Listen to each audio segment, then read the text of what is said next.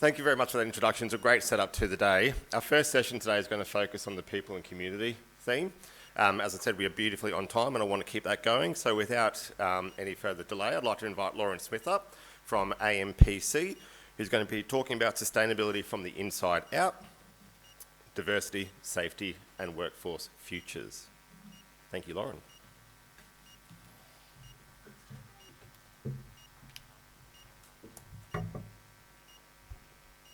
Hi all, so I'm Lauren Smith. I work for Australian Meat Processor Corporation.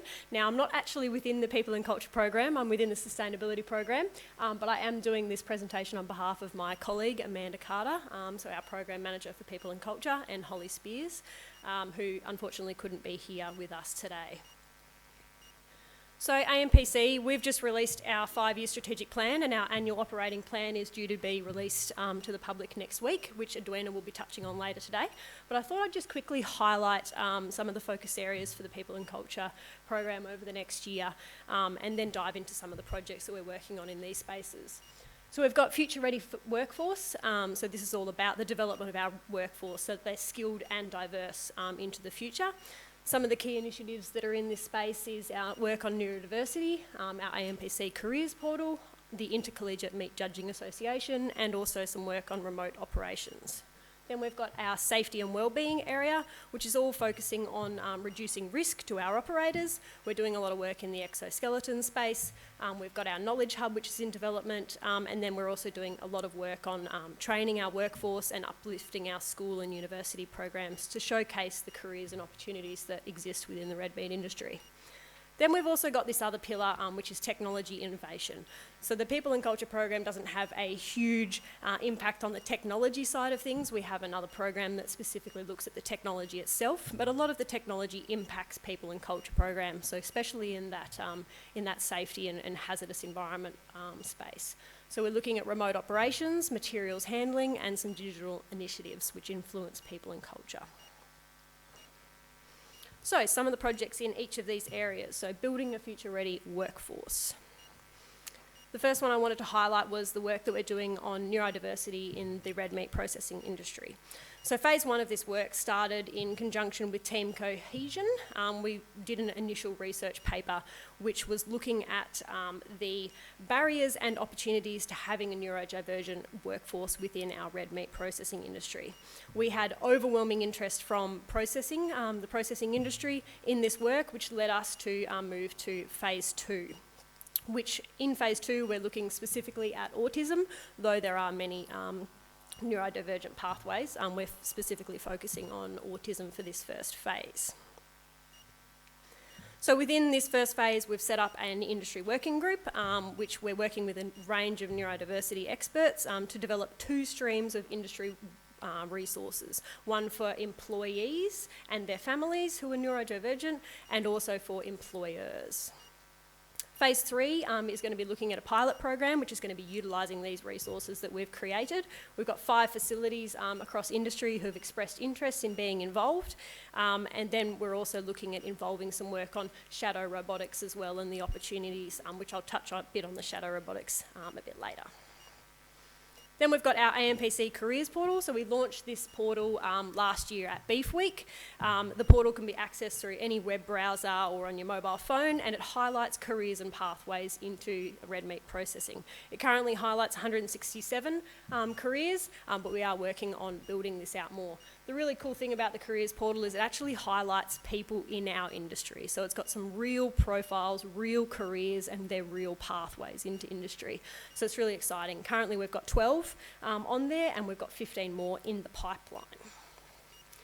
So I've just got this little video which shows, gives a demo. Oh, it's not going to play. Are you able to play that little video for me? Thank you very much.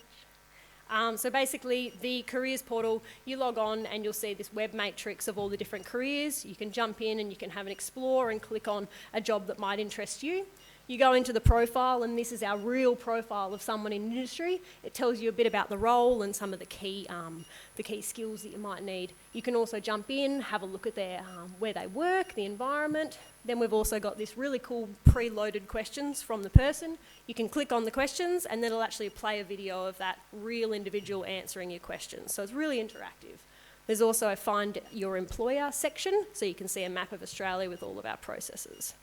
It's got another little section which is Find Your Career, so you can go in, you can answer a few questions, do a little bit of a quiz, and it'll recommend a role that it thinks you might be suitable for based on those little quiz questions. So it's really interactive, really visual. The videos are really, really good, so you can see this one here of Emma. So we're targeting people at primary school, high school, universities, all the way up to industry as well. So it's a fantastic resource available for our industry. And if you do have an interest in being involved in this one, or you think there's someone in your workplace who might like to feature, please do get in contact with Amanda, because we are looking for more people to feature on the platform.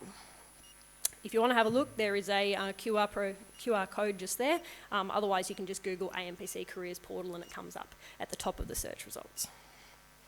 So our AMPC developed in collaboration with Integrated STEM, we've developed a STEM Meet Tech Futures camp. So this particular camp is targeted at high school students, and we've completed 3 camps so far. We've got 2 more in the pipeline, including one in Tasmania, and we've got another 5 that we're doing in the next financial year. So the camps aim to build awareness on the variety of tech-related careers within industry. So the red meat processing industry does have a little bit of a, let's say, preconceived idea of what the roles are within our industry. So we're really trying to highlight to students that there are more pathways than just cutting meat. We're a very advanced industry now. We've got robotics and technology coming in, so we're really highlighting to students the opportunities that they have. But not only does this STEM camp provide experience for the students, we've also got a 2-hour professional development session as part of the camp for our teachers. And 95% of the teachers have so far, with the 3 camps we've completed, have come back and said that they're going to be using that training and taking it back to their schools, to their other students, because that's how important they think what we're teaching them is. So it's really, really positive feedback. We've also had some really positive feedback from the processors and students involved. All of the processors have said to us that they'll happily be involved in another camp. So really, really positive work happening in this space. I've just got a short little video, if you can play that one for me too, on the STEM camps.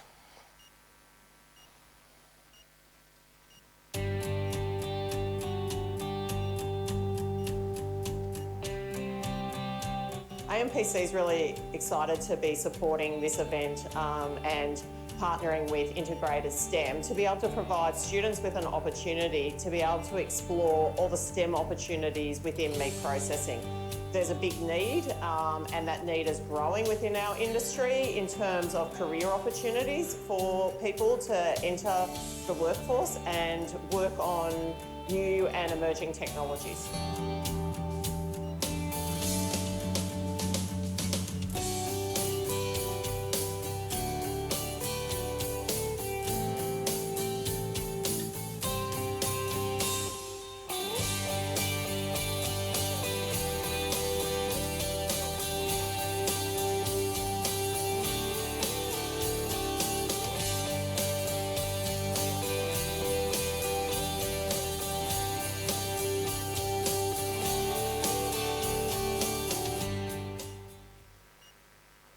So a really great program with some really, really good feedback from the students, who pretty much all of them have said, I had no idea these career pathways existed. So really, really positive work on developing and bringing more youth into our industry.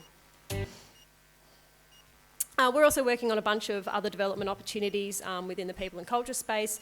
For example, we've got our WHS Spotlight, which was held in March this year. It was a bit of a networking event with some demonstration from providers. We had some industry awards for safety, so really, really good opportunity to network in that space.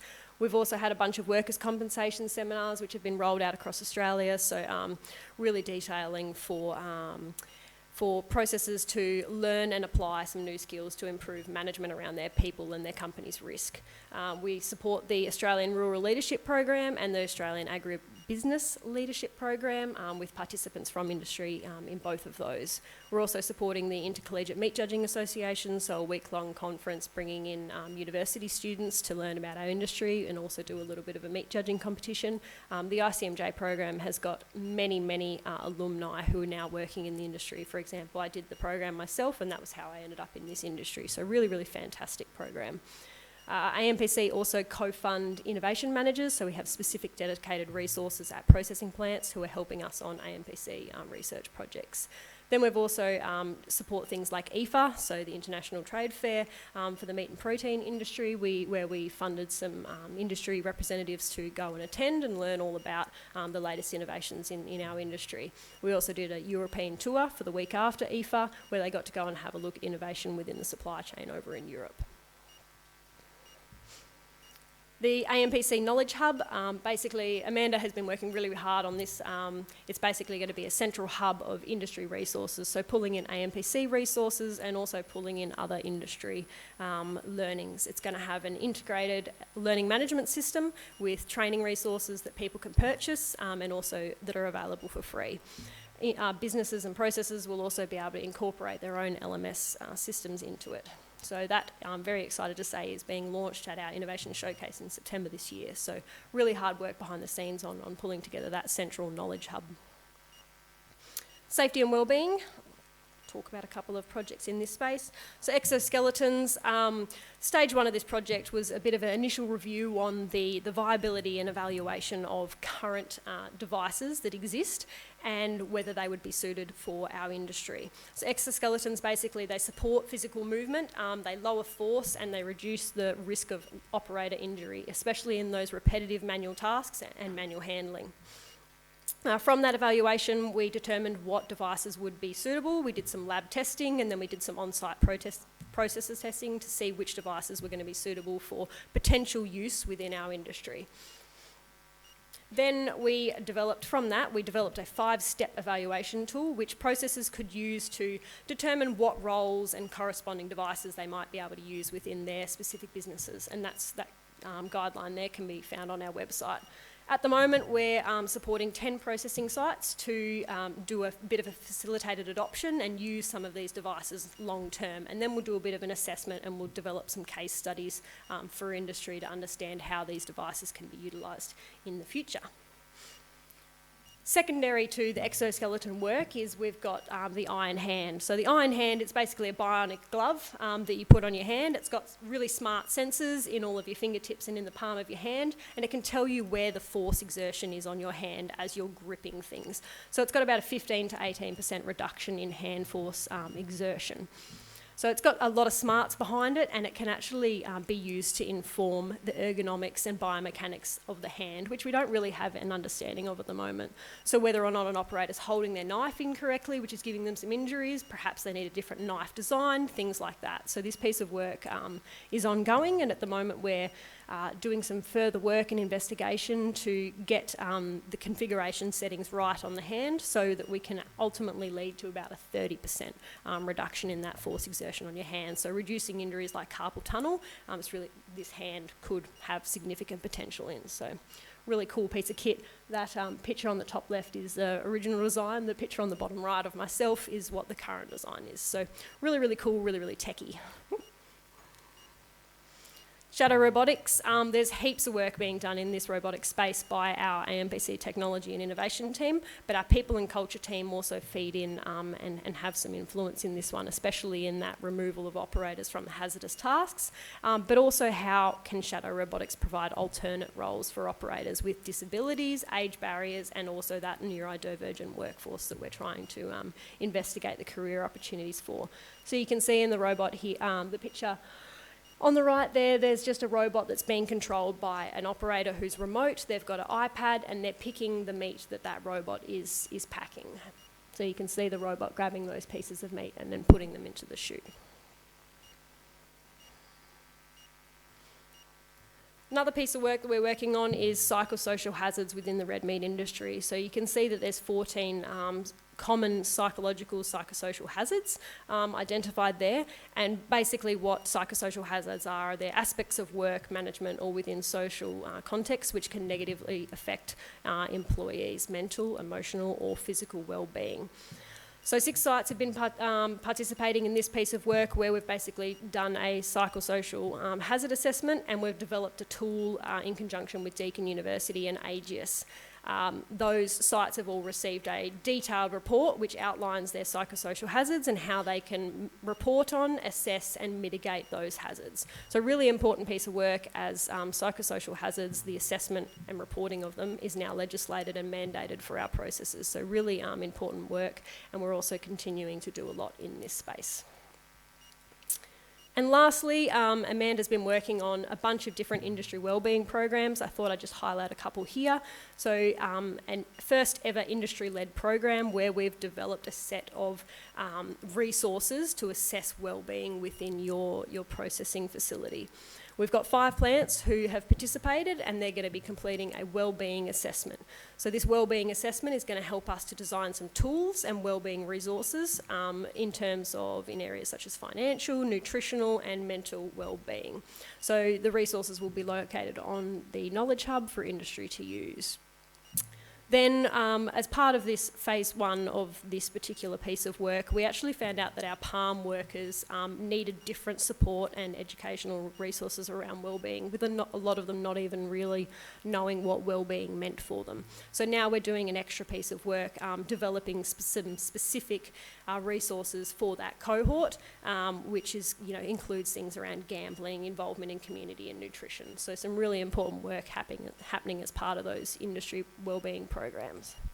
So that's it for me. If you do have any further questions, I do encourage you to reach out to Amanda Carter, our Program Manager in People and Culture. But yeah, a lot of really important work happening in this space. So thank you very much.